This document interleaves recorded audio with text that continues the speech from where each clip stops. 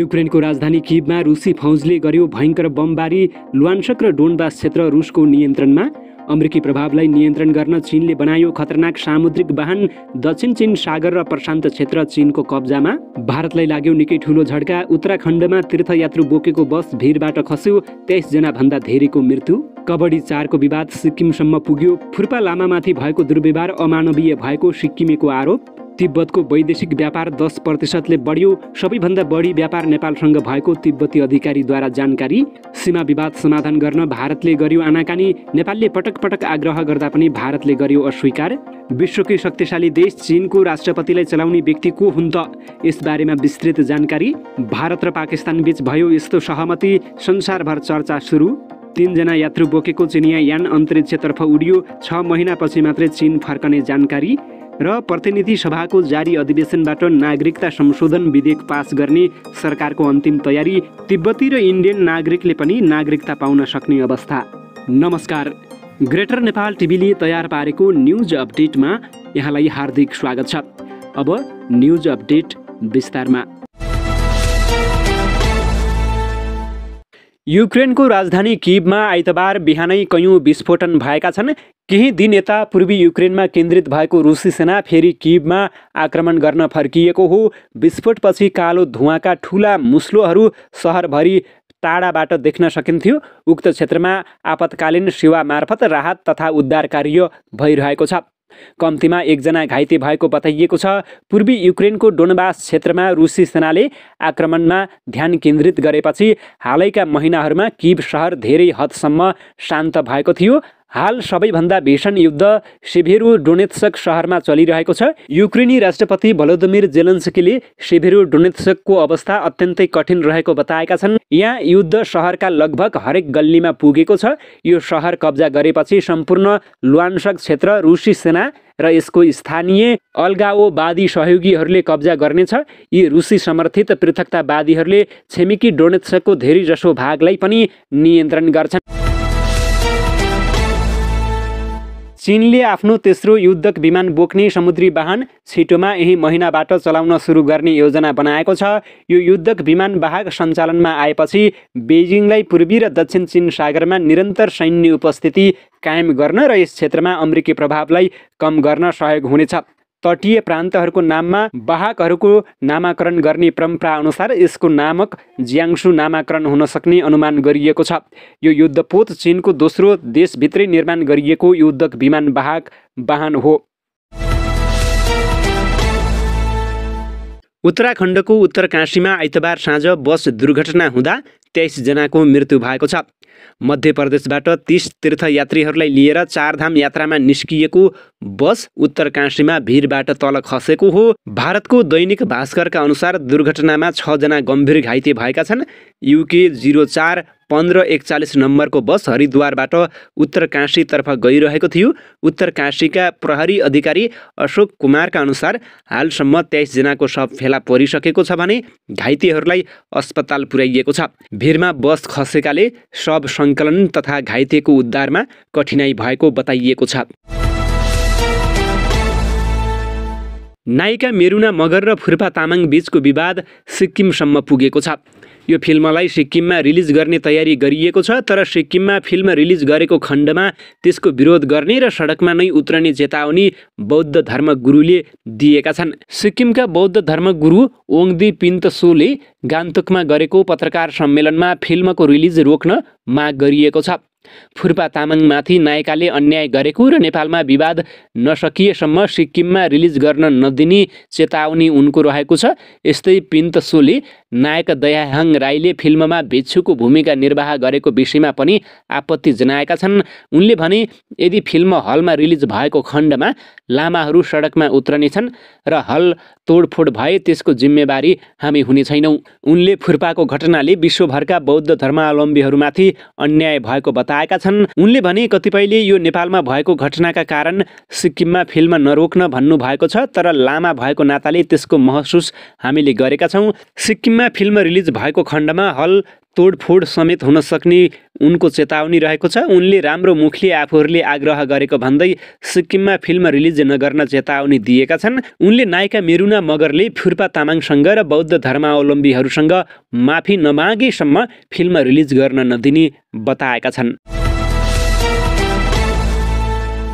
चीनको स्वशासित क्षेत्र तिब्बतको वैदेशिक व्यापार 10%ले बढेको छ, जसको प्रमुख हिस्सा नेपाल रहेको छ। 2022को पहिलो चौमासिकमा गत वर्षको सोही अवधिको तुलनामा 10%ले बढेको चाइना डेलीले जनाएको छ। यस वर्षको पहिलो 3 महिनामा तिब्बतको आयात निर्यात 1.3 बिलियन युआन अर्थात् $117 मिलियन बराबर रहेको समाचारमा उल्लेख गरिएको छ। यस अवधिमा तिब्बतले 86 देशसँग व्यापार गरेको छ, जसमध्ये एक्लै नेपालसँग 379 मिलियन युआन बराबरको व्यापार गरेको छ, जुन चीनले नेपालसँग गरेको कुल व्यापारको 13% हो, जसमध्ये निजी क्षेत्रबाट सबैभन्दा बढी व्यापार भएको छ। सो अनुपात 1.1 बिलियन युआन पुगेको छ, जुन कुल व्यापारको 97% हो। कोभिड-19बाट प्रभावित व्यापार पछिल्लो समय सहज बन्दै गएको छ। अझै पनि नेपालसँगको सीमा व्यापार नाका पूर्ण सञ्चालनमा आइसकेको छैन। पछिल्लो समय सहजता बढ्दै जाँदा व्यापारमा समेत उल्लेखता बढ्दै गएको छ। हुँदा सीमा व्यवस्थापन सम्बन्धी नियमित बैठक बसौँ भन्दा पनि भारत पन्छिने अवस्था आएको छ। बिड बिल्युजीको बैठक बस्न नेपालको तर्फबाट 2 साता अघि भारतलाई पत्राचार भयो, तर उसले कानमा बतास लाएन। नेपालको परराष्ट्र मन्त्रालय मार्फत त्यस्तो पत्र दिल्ली पठाइएको हो। 2 वर्षदेखि बिड बिल्युजीको बैठक बसेको छैन। कोभिडका कारण अवरुद्ध हुँदै आएको बैठक अब बस्नका निम्ति सहज रहेको बेहोरासहित नेपालबाट पत्राचार भएको थियो। भनिन्छ कालापानी, लिपुलेक र लिम्पियाधुराको सीमा विवाद उठ्ला भनेर भारतीय पक्ष बैठक बस्न रुचि देखाइरहेको छैन। खासमा उक्त बैठक हुनुपर्ने वैशाखदेखि असार महिनासम्म हो। बैठकबाट कामहरूको प्लानिङ गरी भदौमा ती कामदारहरूको पुनरावलोकन गरिन्छ। नेपाल भारत सीमाको नक्सा टुङ्गो लगाउन बाँकी भाग सुस्ता र कालापानीको हो। ती ठाउँमा विषय जटिल छन्। सीमा समस्या भने भारतसँग जोडिएका 27 जिल्लामध्ये 25मा रहेको छ। ताप्लेजुङमा समस्या छैन, धनगढीमा एक ठाउँको समस्या हो। भारतले समस्या समाधान गर्ने विषयमा नाइ भनेको छैन, तर बिड बिल्युजीको बैठक बसौँ भन्दा आनाकानी गरिरहेको छ। सीमाहरूमध्ये कतै पुल नबनेकाले कतै बाँधको कुरा छ। त्यसमाथि नेपालमा मन्त्री फेरिना साथ परराष्ट्र नीति फेरिन्छ। स्थानीय खालको नीति छैन। सुस्ताको 1400 हेक्टरमा समस्या छ। कालापानीको 365 वर्ग किलोमिटरमा समस्या रहेको छ। तर यो समस्या भारतका निम्ति समस्या भएन, किनभने नेपालले त्यहाँबाट भारतीय फौज धपाउन सक्ने होइन, आक्रमण गर्ने पनि होइन। त्यसमाथि सीमा व्यवस्थापनको विषय रहेको इपिजीको प्रतिवेदन समेत भारतीय पक्षबाट स्वीकार गरिएको छैन। विश्वका ठूला देशका राष्ट्र प्रमुखहरूले बडो चासो दिएर हेरिरहेका छन् चिनिया राष्ट्रपति सी जिनपिङलाई, किनकि अब सीले चाहे भने उनी जीवनभर चीनमा राष्ट्रपति बन्न सक्छन्। केही अघि मात्र एउटा संवैधानिक अङ्ग संशोधन गरेर सीलाई आजीवन राष्ट्रपति बन्ने बाटो खुलेको हो। त्यो संशोधनले चिनिया राष्ट्रपति 2 कार्यकाल मात्र राष्ट्रपति बन्न पाउने कानुनको अन्त्य गरिदियो। अब अन्तर्राष्ट्रिय राजनीतिका विश्लेषकहरू भनिरहेका छन् चीनको यो संशोधन खासमा सीलाई अमेरिकी राष्ट्रपति भन्दा शक्तिशाली देखाउनका लागि गरिएको हो। सीको यो रणनीतिको पछाडि प्रोफेसर वाङ हुनिङको दिमाग रहेको मानिन्छ। अमेरिकामा अध्ययन गरेका वाङ प्रोफेसर पनि हुन्। उनले सी बाहेक यसअघि कम्युनिस्ट पार्टीका 2 महासचिवसँग पनि काम गरिसकेका छन्।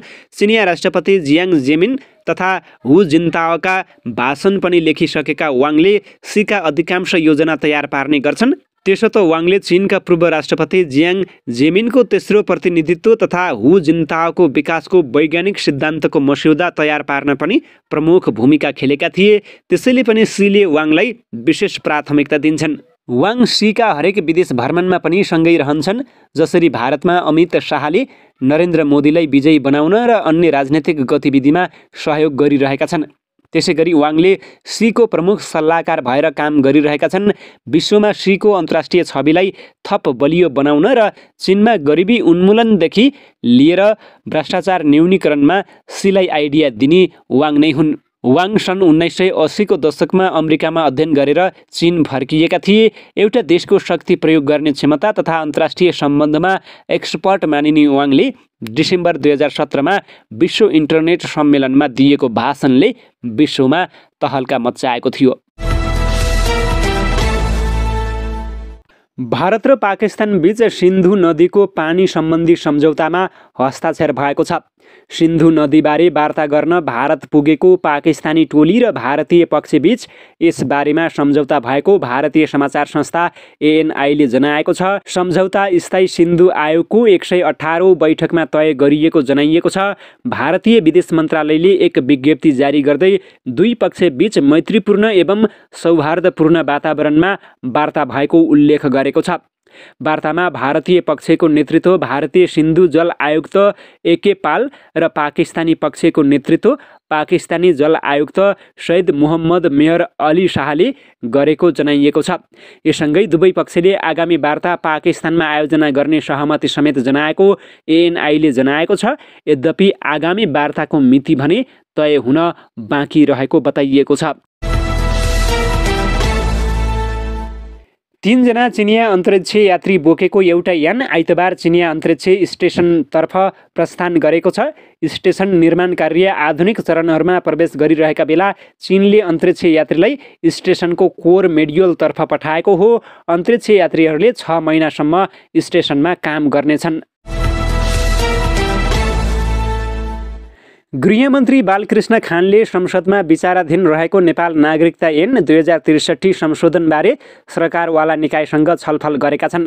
आइतबार गृह मन्त्रालयमा दलहरूबीच सहमति जुटाएर प्रतिनिधि सभाको जारी अधिवेशनमा नागरिकता ऐन प्रस्तुत गर्ने विषयमा छलफल भएको हो।